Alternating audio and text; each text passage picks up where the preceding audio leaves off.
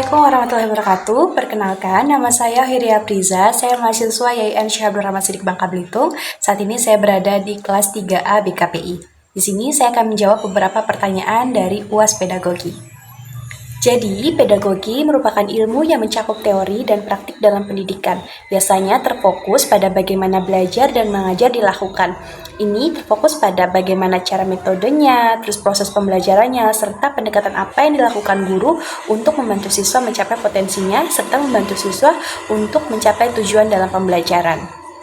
Dalam pedagogi mencakup 3 hal. Yang pertama ada pendidikan, pengajaran, dan pelatihan yang memiliki makna, tujuan, dan orientasi yang berbeda. Pedagogi menurut pendidikan sendiri memiliki makna, yaitu untuk membantu setiap individu untuk mencapai potensi yang dimilikinya. Nah, dalam pendidikan sendiri memiliki tujuan untuk memanusiakan manusia.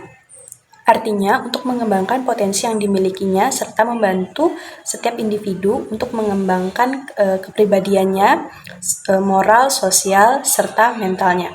Selain itu, dalam pendidikan tidak hanya terfokus pada pengetahuan, melainkan untuk mengembangkan karakternya, kepribadiannya, sosial, dan moral yang dimiliki oleh setiap individu tersebut. Biasanya, pendidikan ini berlangsung lama dan berlangsung seumur hidupnya, yang bisa lewat dari keluarga ataupun lingkungan masyarakat. Nah, berbeda dengan pendidikan, pengajaran dalam makna pedagogi memiliki arti yang terfokus pada transfer ilmu yang dimiliki guru kepada peserta didik. Pengajaran sendiri memiliki arti aktivitas guru untuk menyampaikan materi, teori, ataupun konsep kepada peserta didik melalui proses belajar mengajar. Nah, selain itu terfokus juga pada perkembangan ranah kognitif peserta didik. Kemudian pengajaran ini melalui interaksi siswa dan juga guru dalam kelas, yaitu proses belajar mengajar. Nah, tujuannya adalah agar peserta didik dari yang tidak tahu menjadi tahu. Nah, sementara pedagogi menurut makna pelatihan sendiri terfokus pada bagaimana cara mengembangkan keterampilan ataupun kemampuan yang dimiliki oleh peserta didik. Tujuannya adalah untuk mengembangkan keterampilan ataupun kemampuan yang dimiliki peserta didik agar nantinya berguna, bisa digunakan di dunia kerja ataupun dunia pendidikan. Nah, untuk jangka waktunya dalam pelatihan ini tidak lama, tergantung dengan keterampilan ataupun kemampuan yang dimiliki oleh peserta didik. Lalu apa sih perbedaan pedagogi menurut pendidikan, pengajaran, dan juga pelatihan? Yuk kita bahas.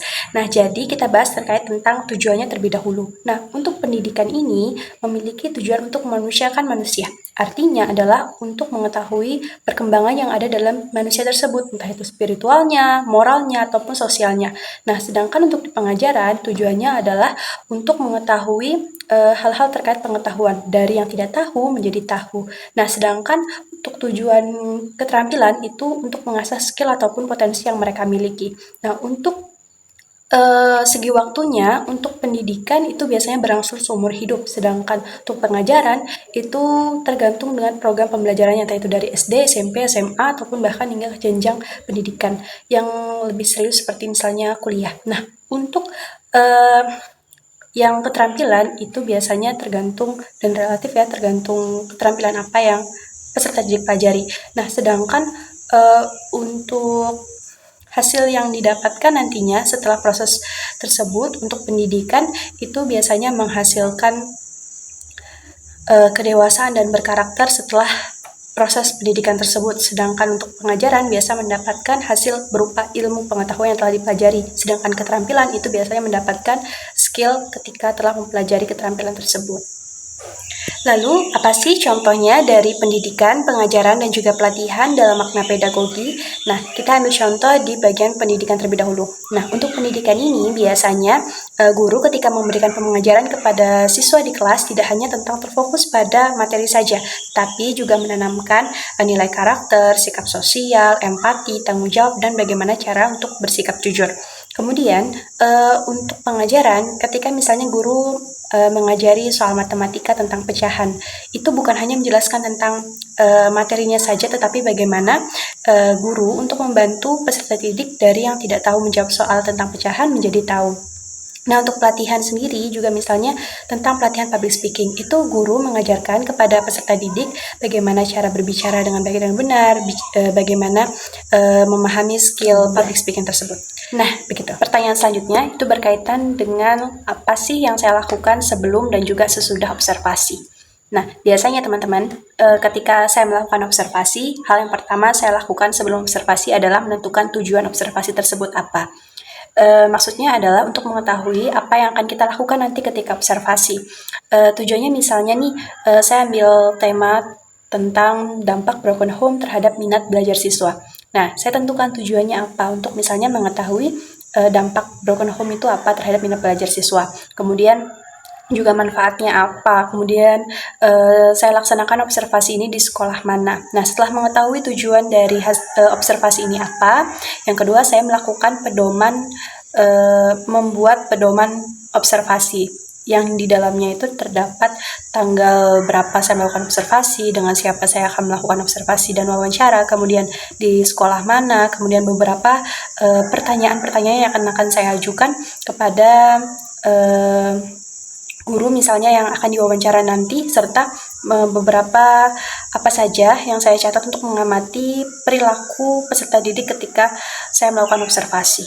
Nah, setelah selesai membuat pedoman wawancara, yang ketiga yang saya lakukan adalah menyusun beberapa data yang setelah saya dapatkan dari hasil observasi tersebut. Nah, setelah saya susun, terakhir saya mempelajari topik atau tema yang saya angkat dari observasi tersebut. Nah, setelah saya selesai melakukan observasi, langkah selanjutnya yang saya lakukan adalah menyusun laporan observasi.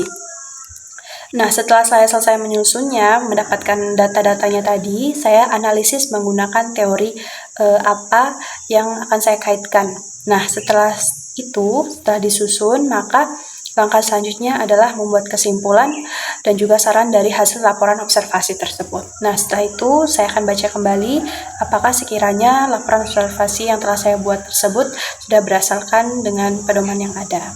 Nah, soal selanjutnya, contoh dari hubungan psikologi dan religi terhadap perkembangan peserta didik di pedagogi. Jadi teman-teman, contohnya itu seperti misalnya guru memerintahkan peserta didik untuk berdoa sebelum melakukan ujian. Nah, dari situ tujuannya adalah agar peserta didik itu menjadi lebih dekat dengan Tuhannya. Selain itu juga agar peserta didik tidak cemas. Dampaknya apa dalam dunia pedagogi? Nah, dampaknya adalah agar peserta didik tersebut tidak cemas ketika melakukan ujian, terus juga bisa lebih tenang. Selanjutnya, contoh lainnya itu seperti misalnya guru memerintahkan peserta didik untuk bersikap ramah, terus kemudian gotong royong, saling membantu pada teman yang membutuhkan. Nah, dampak dari pedagogisnya adalah peserta didik itu memiliki sikap empati, tolong-menolong kepada peserta didik yang membutuhkan ataupun rekan sebayanya. Nah, contoh lainnya itu juga ada seperti misalnya guru memerintahkan peserta didik untuk disiplin dalam melaksanakan kegiatan beribadah, seperti misalnya sholat ataupun mengaji. Nah, dampaknya adalah peserta didik tersebut bisa menghargai waktu dan juga disiplin terhadap waktu. Misalnya ketika sudah memasuki jadwal sholat zuhur, guru memerintahkan peserta didik untuk melaksanakan sholat zuhur. Dari situ peserta didik sudah tahu nih kalau misalnya jam sekian itu harus melaksanakan sholat zuhur. Mereka harus disiplin dan tepat waktu dalam melaksanakan kegiatan sholat tersebut. Nah, pertanyaan terakhir itu berkaitan dengan contoh apa sih yang dilakukan guru BK ketika melaksanakan evaluasi pembelajaran dalam kelas. Nah, jadi contoh yang bisa dilakukan guru BK itu seperti misalnya melakukan observasi di dalam kelas. Nah, ketika ada peserta didik yang cemas, kemudian juga gugup ketika tampil di kelas atau berbicara di kelas, ataupun juga siswa yang sulit untuk bersosialisasi dengan teman sebayanya, biasanya guru itu melakukan observasi. Nah, itu bisa ditanya-tanya kepada peserta didiknya, misalnya dia kenapa, ataupun juga bisa melakukan pendekatan terhadap peserta didik tersebut. Ataupun juga ada contoh lain seperti misalnya memberikan angket ataupun instrumen pertanyaan kepada peserta didik. Tujuannya agar mengetahui apa saja sih permasalahan yang dihadapi oleh peserta didik tersebut. Ataupun juga ada contoh lain seperti misalnya melakukan wawancara kepada peserta didik melalui konseling, misalnya dengan konseling individu ataupun konseling kelompok. Nah, setelah mendapatkan beberapa permasalahan mungkin yang dihadapi oleh peserta didik tersebut, biasanya guru BK ini mengumpulkan data ataupun catatan dari wali kelasnya, dari guru mata pelajarannya, ataupun dari teman-teman sebayanya, ataupun dari hasil sesi konseling tersebut. Nah, setelah itu dicatatlah dan bikin laporan terkait hasil evaluasinya. Lalu guru BK biasanya memikirkan tindakan apa sih yang perlu dilakukan untuk menindaklanjuti permasalahan yang dihadapi oleh peserta didik, ataupun juga dengan menemukan solusi apa sih dari permasalahan yang dihadapi oleh peserta didik tersebut. Nah, sudah selesai dari beberapa pertanyaan dari soal UAS Pedagogi. Saya Huri Afriza, terima kasih sudah menyaksikan, semoga bermanfaat. Wassalamualaikum warahmatullahi wabarakatuh.